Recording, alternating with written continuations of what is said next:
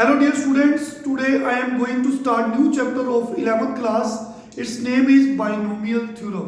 तो बच्चों binomial theorem को सीखने से पहले हमें प्रीवियस नॉलेज जो चाहिए वो है फैक्टोरियल कैसे सोल्व किया जाता है और बाइनोमियल कोफिशिएंट्स को कैसे सोल्व किया जाता है वो हमने परम्यूटेशन एंड कॉम्बिनेशन चैप्टर में सीखा हुआ है। तो चलिए हम आज सोल्व करते हैं, स्टार्ट करते हैं न्यू चैप्टर बाइनोमियल थ्योरम। तो सबसे पहले हम जानेंगे what is the meaning of binomial. बच्चे बाइनोमियल जैसा कि इसका नाम है बाई स्टैंड्स फॉर टू। तो बाइनोमियल टू टर्म्स, कोई भी दो टर्म्स कंसिस्टिंग ऑफ प्लस और माइनस साइन।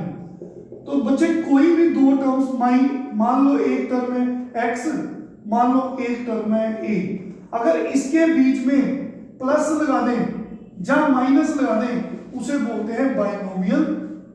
तो binomial means two terms consisting of either plus sign और minus sign, this is called binomial.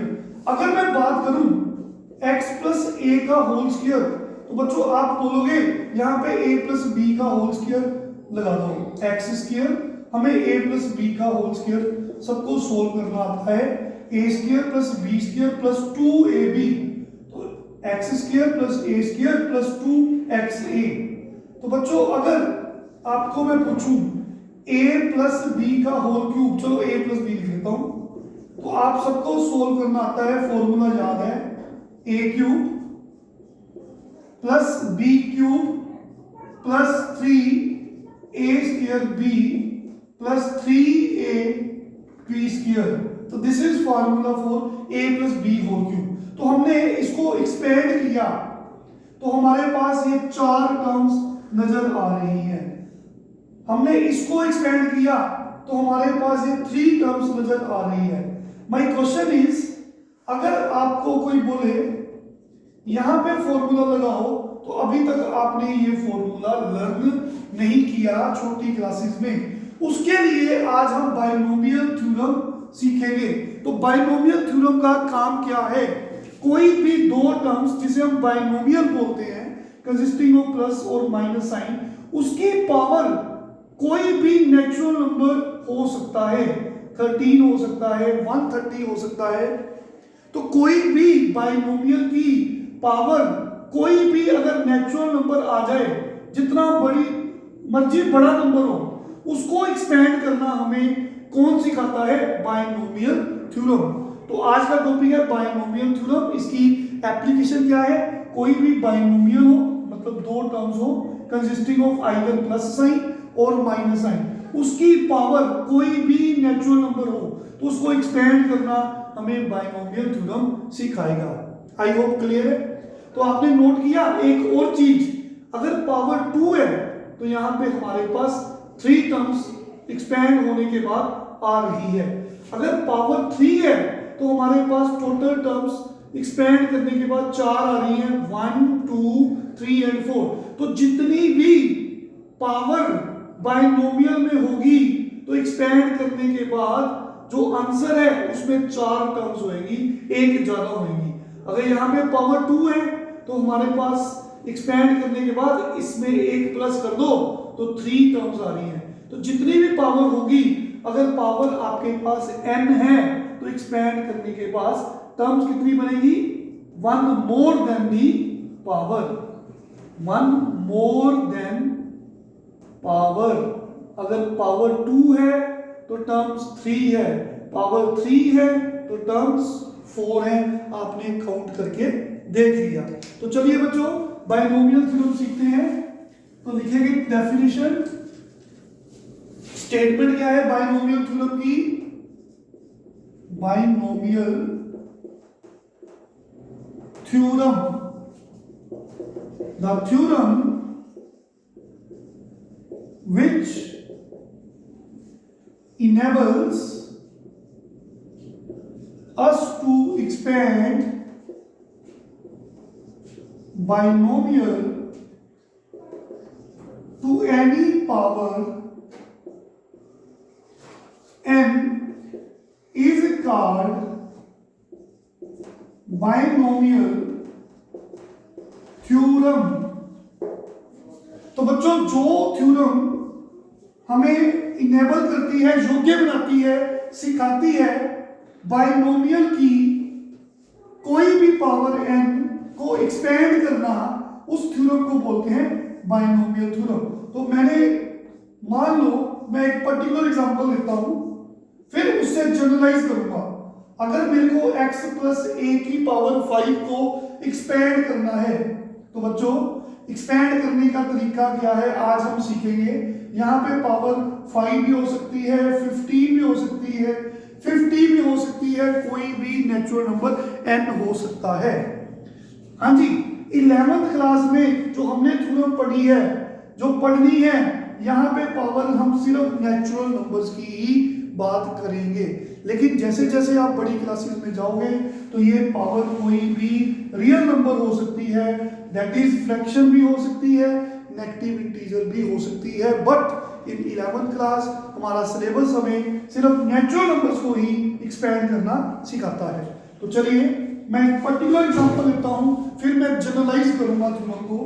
तो बच्चों अगर मेरे को x प्लस ए की पावर 5 को खोजना है, तो मैं स्टार्ट कैसे करूंगा, इस पावर से। मैं लिखूंगा 5c0, जो कि हमने binomial coefficients permutation and combination में सीखे थे। आई होप आप सबको ये रिमेंबर है। 5c0 जो भी यहां पे लिखोगे पावर वहां से शुरू करनी है, और c0 ऐसे स्लांट तिरछा लिखना है 0 से। फिर फर्स्ट नंबर साथ में मल्टीप्लाई करना है, उसकी पावर इन दोनों का डिफरेंस लिख देना है। फिर ये सेकंड नंबर लिखना है साथ में, उसकी पावर ये जो पैर में 0 है ये बना देनी है। फिर हमने प्लस का साइन डालना है, 5 को स्टिल ऐसे ही रखना है जो पावर है, ये नीचे वाले जो है ये 0 के बाद 1 आता है, ये लिखना है। फिर वापस x लिखना है, इसकी पावर दोनों का जो भी डिफरेंस होगा आपने लिख देना है। फिर मल्टीप्लाई का साइन, ये a की पावर ये जो पैर में लिखा है, करते करते 5c0 5c1, फिर लिखेंगे 5c2। हाँ जी बच्चों, फिर हम x लिखेंगे, ये नंबर फर्स्ट वाला, इसकी पावर में क्या आएगा, दोनों का डिफरेंस। फिर बच्चों सेकंड नंबर लिखेंगे a, इसकी पावर में क्या आएगा, जो पैर में लिखा है। आप ट्राई करिए, अगला क्या आएगा, सोचिए 5c3, फिर x आएगा, फिर इसकी पावर में दोनों का डिफरेंस आएगा, फिर मल्टीप्लाई a की पावर ये 3 आएगा। तो प्लस क्या लिखेंगे, 5c3 के बाद 5c4 लिखा जाएगा, फिर x की पावर इन दोनों का डिफरेंस लिखा जाएगा, मल्टीप्लाई a की पावर 4 लिखा जाएगा, प्लस 5c5 x की पावर दोनों का डिफरेंस मल्टीप्लाई a की पावर 5। तो बच्चों जैसे ही ये दोनों सेम हो जाएंगे तो ये एक्सपेंड हो गया, मतलब आगे नहीं जाना। तो आपने नोट किया ये पावर 5 है, तो जैसा कि मैंने बताया जितनी पावर होती है उससे एक ज्यादा टर्म्स एक्सपेंड करने के बाद आती है। चेक करो, ये देखो, एक टर्म, ये दूसरी टर्म, ये तीसरी, ये चौथी टर्म, ये पांचवी और ये छठवीं। तो आप इसको सिंप्लीफाई करोगे तो इसका आंसर आपके सामने आ जाएगा। तो देखेंगे, तो बच्चों जैसा कि परम्यूटेशन एंड कॉम्बिनेशन में बाइनोमियल कोफिशिएंट्स हमने सीखे थे, जिसमें मैंने बताया था कि MC0 is always equal to 1। नीचे 0 हो, ऊपर कोई भी नेचुरल नंबर हो सकता है, तो उसका फॉर्मूला, उसकी वैल्यू 1 होती है। तो 5C0 की वैल्यू 1 बन जाएगी, बिकॉज MC0 इज 1। x की power 5 minus 0 that is 5, anything raised to power 0 is 1। फिर बच्चे 5c1, तो ये भी हमने पढ़ा था, सीखा था, nc1 is always equal to n। अगर यहाँ पे 1 है तो आपका आंसर ऊपर वाला n आएगा। तो 5c1 में ये नीचे 1 है तो आंसर 5 ही होता है।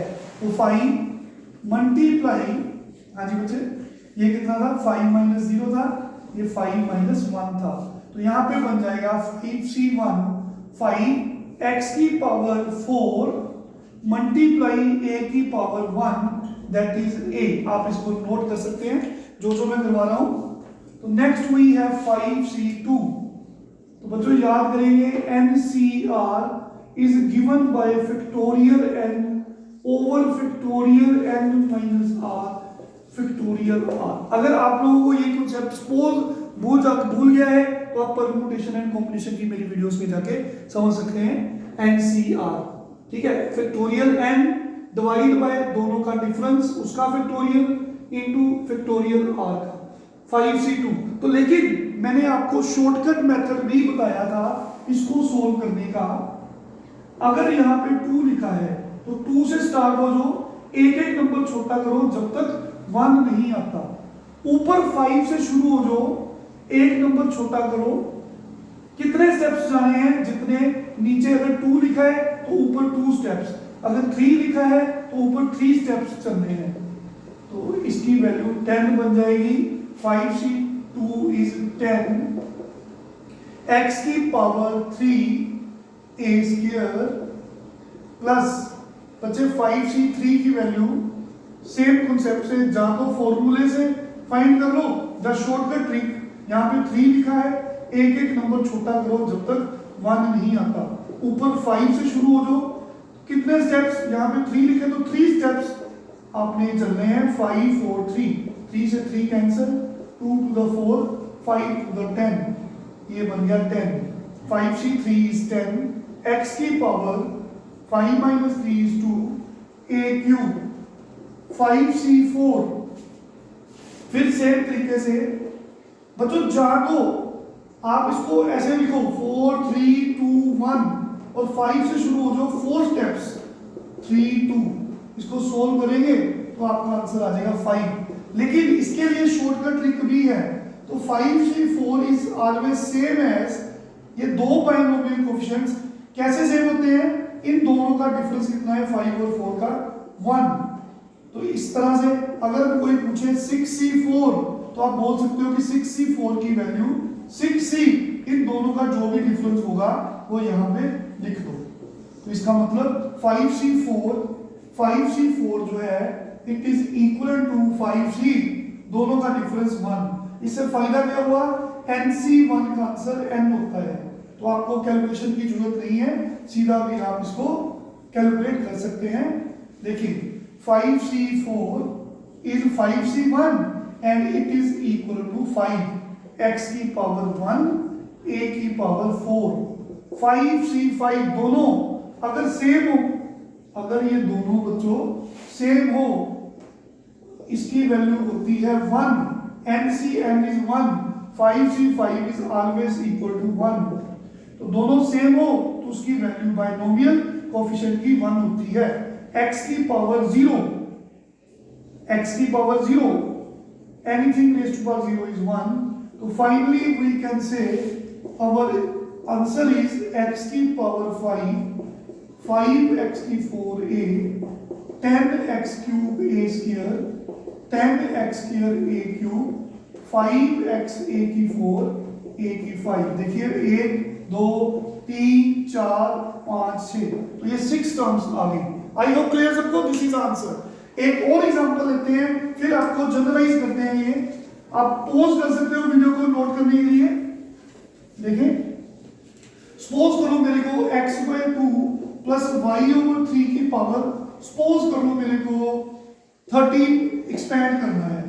तो बच्चों power is 13, it means expand करने के बाद हमारे पास टर्म्स आएंगी 14, क्योंकि हमने पहले भी बताया कि जितनी पावर होती है उससे एक ज्यादा टर्म होती है। तो 13 पावर में 14 टर्म्स मिलेगी। तो क्वेश्चन है क्या हमें 14 की 14 टर्म्स ही लिखनी है?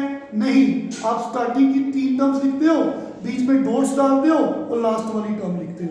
अगर पावर सपोज 4 5 6 तक है, 8 तक है, तो आप सारी टर्म्स लिख सकते हो।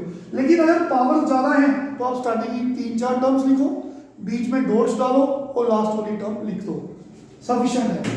तो अगर यहाँ पे 13 है तो 14 टर्म्स, मेथड सेम, यहाँ 13 से शुरू होना है, यहाँ पे C0, फिर फर्स्ट टर्म लिखनी है ऐसे। जैसे x प्लस ए, अब x का काम कौन कर रहा है, x बाई 2, a का काम कौन कर रहा है, y बाई 3। तो start with this part 13c0 x by 2 first term जो है इसकी पावर कितनी है, इन दोनों का डिफरेंस। फिर आपने सेकंड टर्म जो a है दैट इज y बाई 3, इसकी पावर क्या बनेगी, 0। फिर प्लस लिखना है, फिर 13c0 के बाद 13c1 लिखना है। फिर बच्चों आपको x बाई 2 फिर से लिखना है, इसकी पावर क्या आएगी, दोनों का डिफरेंस। फिर सेकंड टर्म क्या है, y बाई 3, इसकी पावर क्या आएगी, जो ये 1 है। फिर आपको 13c2 लिखना है, x बाई 2 की पावर इन दोनों का डिफरेंस लिखना है। फिर बच्चों y बाई 3 की पावर 2। देखिए 3 टर्म्स होगी, मैं आगे डॉट्स डालूंगा। फिर मैं बच्चों लास्ट टर्म लिखूंगा, वो कौन सी है, जब ये दोनों सेम हो जाते हैं। फिर फर्स्ट टर्म कौन है, x बाई 2, इसकी पावर इन दोनों का डिफरेंस। फिर y बाई 3, इसकी पावर ये वाला 13। तो देखिए बच्चों अभी मैंने आपको बताया NC नोट, अगर नीचे 0 हो आंसर 1 होता है, अगर नीचे 0 हो ऊपर कोई भी नंबर हो सकता है, always answer is 1। This is 1, x by 2 raise to power 13 minus 0, anything raise to power 0 is 1। 13c1, अगर नीचे 1 हो तो आंसर इज ऑलवेज ऊपर वाला n। अगर यहाँ पे 1 है तो जो भी n होगा वो उसकी वैल्यू होगी। तो 13c1 में नीचे 1 है तो 13c1 की वैल्यू ऊपर 13 है तो 13 आएगी। x by 2 raise to power 12 y over 3 plus 13c2। तो मैंने अभी बताया शॉर्टकट ट्रिक, यहाँ पे अगर 2 है तो 2 से शुरू होकर 1 तक जाना है, 13 से शुरू होकर 2 स्टेप्स जाने हैं क्योंकि यहाँ पे 2 लिखा है। तो 2 6 12, 13 6 78। तो बच्चों 13c2 की वैल्यू 78, x बाई 2 की पावर 11, y बाई 3 की पावर 2, सो ऑन। बाकी की टर्म्स डॉट्स में लिख देंगे, पूरी लिखने की जरूरत नहीं है क्योंकि क्वेश्चन 2 मार्क्स में ये पूछा जाता है। तो सफिशिएंट है लेंथ इसकी, ये 1 आ गया क्योंकि दोनों अगर सेम हो आंसर हमेशा 1 होता है। तो x बाई 2 की पावर 0, y ओवर 3 की पावर 13। तो फाइनल हम इसको कंपाइल कैसे करेंगे, देखिए this comes to be x by 2 raise to power 13 plus 13, देखिए 13 ये 3, देखिए बच्चों 13 x, इसको आप अगले स्टेप में लिखते हैं पूरा, अभी ऐसे ही लिख देते हैं y बाई 3 प्लस ये देखिए 2 से कटिंग हो सकती है, 2 3 39 x की पावर 11 y ओवर 3, जितनी आप सिंप्लीफाई कर सकते हो कर दो, प्लस ठीक हो गया ये anything raise to power 0 is 1। तो finally last step of this question, आप इसको ऐसे भी लिख सकते हो, 2 की 13 को एक्सपेंड कर सकते हो तो कर दो, नहीं तो ये भी यहां भी चलेगा। तो 13 देखिए 2 की पावर 12 इंटू x की, बच्चों देखो 13 नीचे 2 की पावर 12 तो ये 3 भी है साथ में, ये कांस्टेंट को बाहर रख दिया, अगर तो कटिंग होती है तो कर दो, नहीं तो आप यहां भी छोड़ सकते हो ऐसे। x की 12 y, ये देखिए ये कितना है 39, x की 11, y की स्क्वायर, 3 स्क्वायर इज 9, तो ये 9 है। आप कटिंग कर सकते हो, 3 के टेबल पे जा रहा है, 3 3 का 9 एंड 3 13 का 13 बाय कटिंग करने के बाद ऐसे बन जाएगा डॉट्स y की 13। तो बच्चों मैंने जस्ट एक ऐसी एग्जांपल ली जिसमें आपको समझाया कि एक्सपेंड कैसे किया जाता है। तो मैं अब जनरल थ्योरम बता रहा हूं कि थ्योरम का रिजल्ट, अगर कोई भी 2 नंबर्स हैं x और a, कोई भी 2 नंबर्स हो सकते हैं, उसकी पावर कोई भी नेचुरल नंबर हो तो हमने उसको सोल्व कैसे करना है, n से शुरू हो रहे हैं, फिर c 0, ये वाला नंबर जो होगा इसकी पावर क्या है, दोनों का डिफरेंस, इसकी पावर क्या है जो यहाँ पे 0 लिखा है। फिर आपने NC1 लिखना है, फिर x की पावर दोनों का डिफरेंस, a की पावर 1, फिर आपने नीचे लिख देते हैं प्लस NC2 x की पावर दोनों का डिफरेंस a की 2, ऐसे चलते जाना है। और बच्चे लास्ट में कहां तक जाना है? जब दोनों सेम हो जाएंगे, NCn x की power n minus n a की पावर n। तो कहने का मतलब है हमारी थ्योरम, बाइनोमियल थ्योरम की स्टेटमेंट क्या है? अगर x और a कोई भी दो नंबर्स हैं तो आप इसको ऐसे खोलते हैं, n minus 0 is n, anything raised to power 0 is 1। तो अभी ऐसे लिख देते हैं NC1, सोल्व नहीं करना, सिर्फ ये स्टेटमेंट है थ्योरम की। क्योंकि डॉट्स का मतलब क्या होता है कि इसके अंदर भी टर्म्स आएगी। तो बच्चे चलते जाएंगे तो इसके अंदर जनरल टर्म क्या है? NCR x की power n minus r a की r, सोन लास्ट में NCn n minus n a की n। तो बच्चों मैंने एक जनरल टर्म लिख दी। जनरल टर्म क्या है? जहां से बाकी की टर्म्स मिलती है। तो चल ये फर्स्ट टर्म 0 वाली, 1 वाली सेकंड टर्म, थर्ड टर्म और ये लास्ट टर्म, और बीच में एक टर्म मैंने r में लिखी है, इसे हम बोलते हैं जनरल टर्म। तो जनरल टर्म क्या है? NCR, क्योंकि r चेंज हो रहा है, x की पावर दोनों का डिफरेंस a की पावर r। तो इसको आप याद कर लेंगे, this is called general term. जो हमने बीच में लिखी है ना, तो ये जनरल टर्म होती है।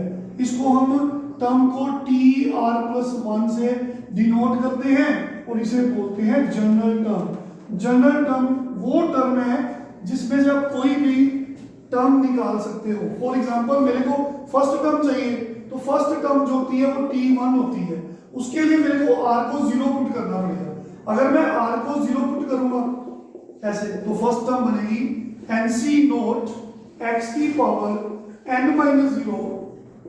देखिए ये आ गया। अगर मैं सेकंड टर्म चाहता हूं तो सेकंड टर्म के लिए मेरे को r को 1 पुट करना पड़ेगा, NC1 x की n माइनस 1 a की पावर 1। तो बच्चों आज हमने बाइनोमियल थ्योरम की डेफिनेशन सीखी, उसे एक्सपैंड कैसे करते हैं वो सिखाया आपको। आज आप NCERT के क्वेश्चंस एक्सपैंड वाले सोल्व करेंगे। नेक्स्ट लेक्चर में हम आगे कंटिन्यू करेंगे। Thank you very much, take care.